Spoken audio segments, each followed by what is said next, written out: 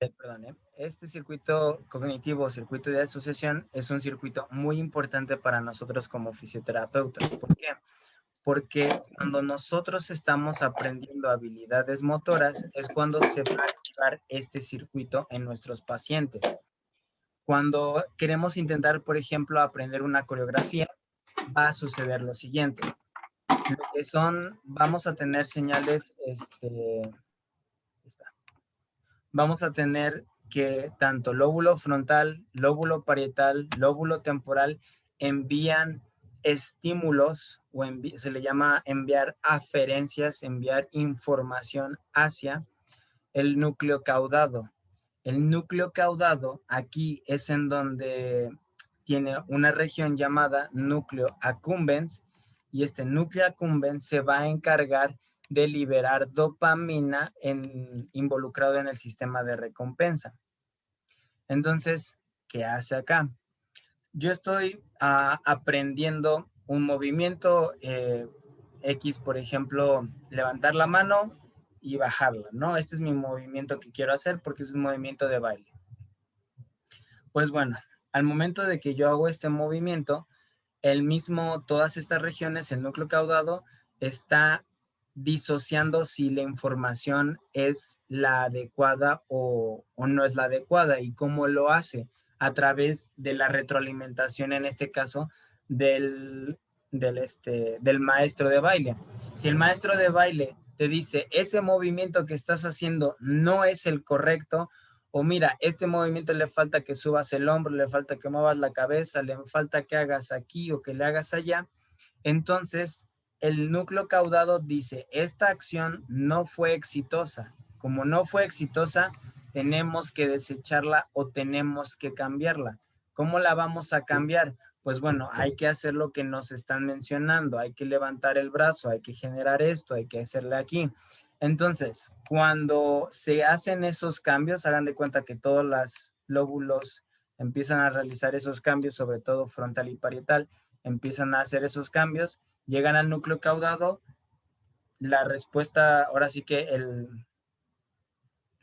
el maestro te dice, muy bien, ese ejercicio, o ese movimiento estuvo mucho mejor, manténlo. Entonces el núcleo caudado dice, ok, esta es la información correcta, así que hay que transmitirla a tálamo y de tálamo volvemos a transmitirla a las zonas pertinentes para que se siga manteniendo ese programa motor o esa secuencia motora y empieza a liberar dopamina, porque la dopamina me va a facilitar que el impulso motor o el programa motor quede más marcado. Es de ahí la importancia de que nosotros estemos corrigiendo y dando cierta retroalimentación al paciente. Pues estuvo muy bien el brazo levantado, o quiero que lo hagas más hacia la izquierda, más hacia la derecha. Mentón, por ejemplo, recoge mentón, infla más el estómago, etcétera. Todo eso que nosotros hacemos permite al paciente generar este aprendizaje motor, se libera dopamina y el programa empieza a quedar grabado. Obviamente, para hacer esto se necesita de bastante tiempo.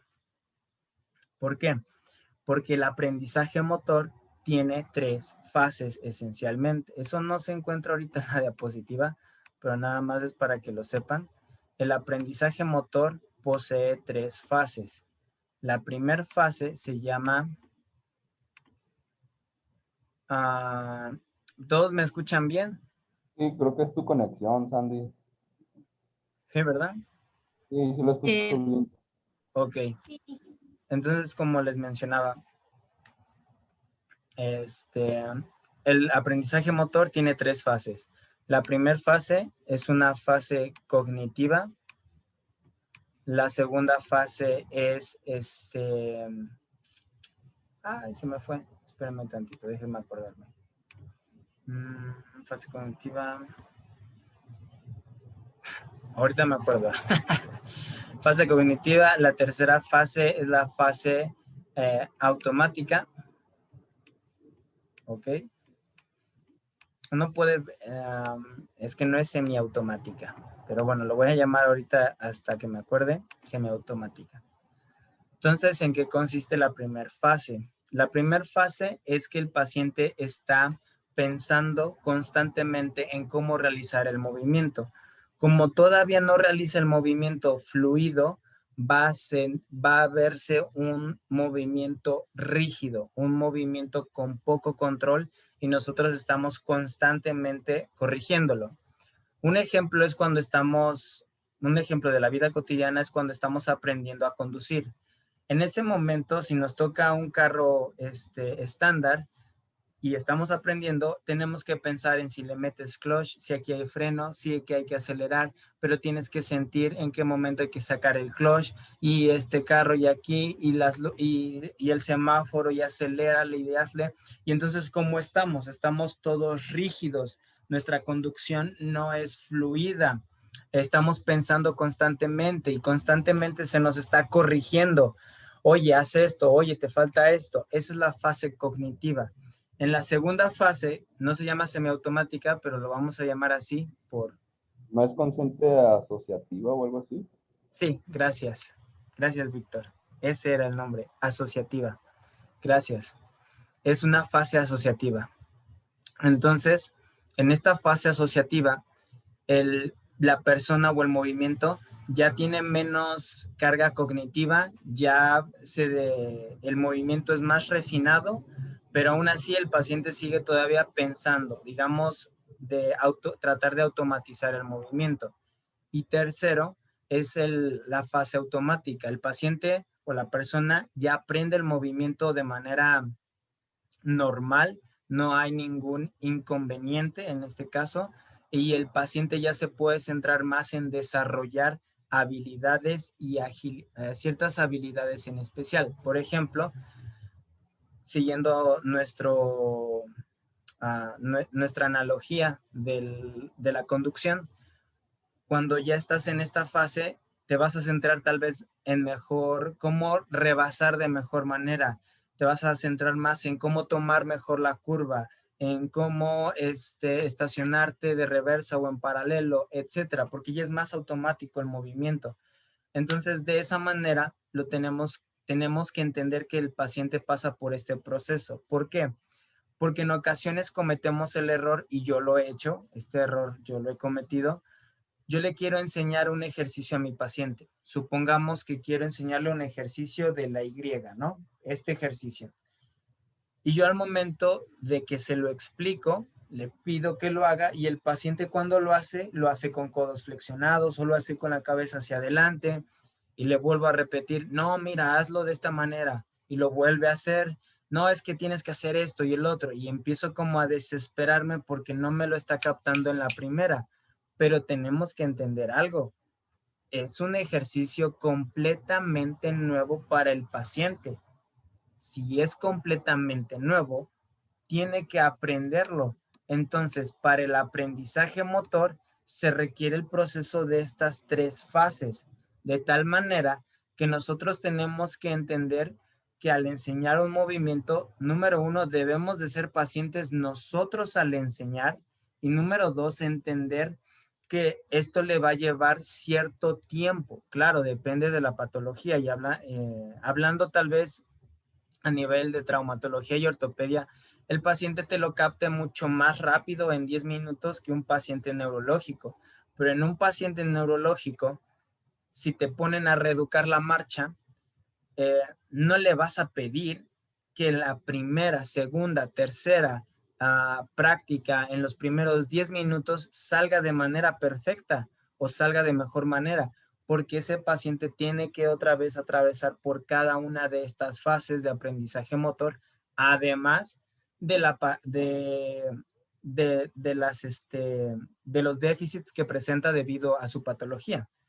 Entonces, esto es algo importante para nosotros como fisioterapeutas porque nos ayuda a entender cómo enseñar el movimiento y nos ayuda a entender también que si yo le estoy diciendo al paciente así se hace el ejercicio o bien hecho, el sistema de recompensa actúa para que yo vuelva a repetir esa acción.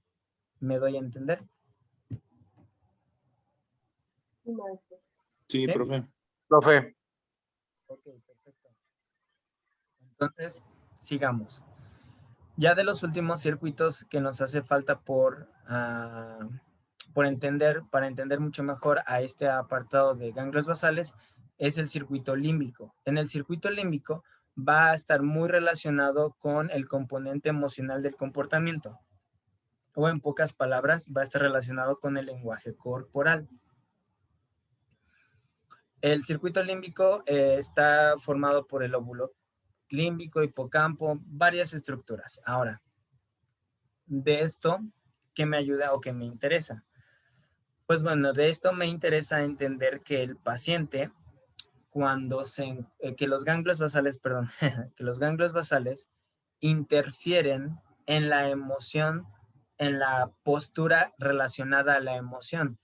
Un ejemplo, cuando estamos tristes, no estamos en una postura recta, no estamos con el pecho levantado, sino todo lo contrario, nuestra emoción se empieza a reflejar por nuestra postura, lo que llamamos comúnmente como lenguaje corporal.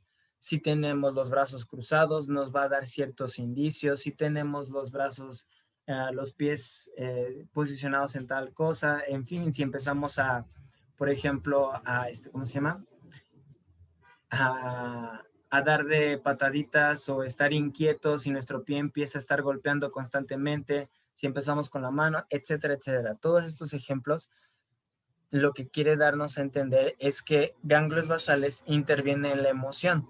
¿En qué sentido? Adaptando las posturas a la emoción o al sentimiento del que se está reflejando el paciente.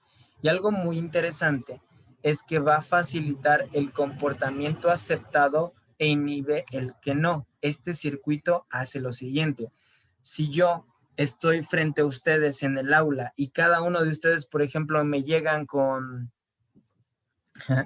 ahora sí que me llegan, algunos me llegan, digamos, tomados, otros me llegan subiendo la música a todo volumen, otros me dicen estoy muy cansado y me voy a quedar todo dormido. De alguna manera, ese escenario no se lo imaginan dentro de un aula porque ustedes, su circuito límbico, ya ha aprendido que ese comportamiento no se debe de realizar. Entonces, inhibe ese comportamiento en ese contexto. ¿Esto para qué nos sirve o nos ayuda a entender?